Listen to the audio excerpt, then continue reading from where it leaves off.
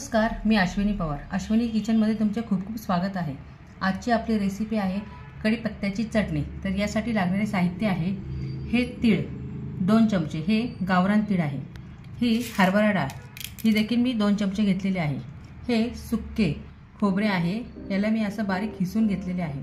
उडीद डाळ 2 चमचे, गावरान धने 1 चमचा, जिरे अर्धा चमचा, साखर 1 चमचा, आमचूर अर्धा चमचा, 2 चमचे लाल तिखट, हिंग अर्धा चमचा, मीठ चवीनुसार, 8 ते 10 पाकळ्या लसूण। हा कढीपत्ता मी चांगला धुवून फॅन खाली सुकवायला ठेवलेला आहे। याला आपल्याला उन्हात सुकवायचे नाहीये। चला आता आपण कढीपत्त्याची चटणी कशी करायची ही पाहूया।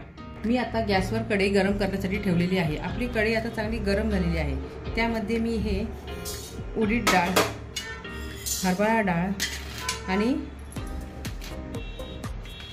तीळ भाजून घेणार आहे।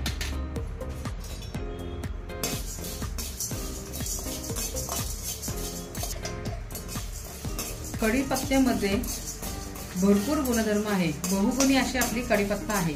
कढीपत्ता खाल्ल्यामुळे केस गळती, जे आपले पांढरे केस होतात, या समस्या सगळ्या आपल्या दूर करण्यासाठी कढीपत्त्याची रोज 2 पाने उपाशीपोटी खावी।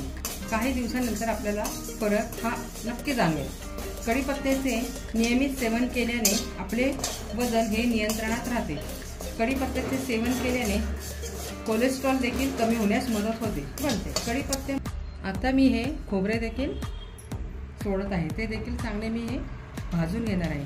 हे धने जिरे हे देखील मी यात सोडते आहे।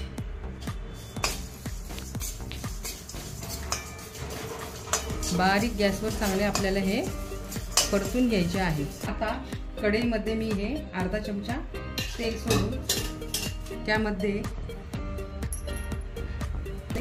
चांगले बारीक फ्लेमवर मी गॅसच्या भाजून घेते। चांगले हे आपले कढीपत्त्याचे पाने कडक होतात बारीक गॅसवर चांगले भाजल्यावर।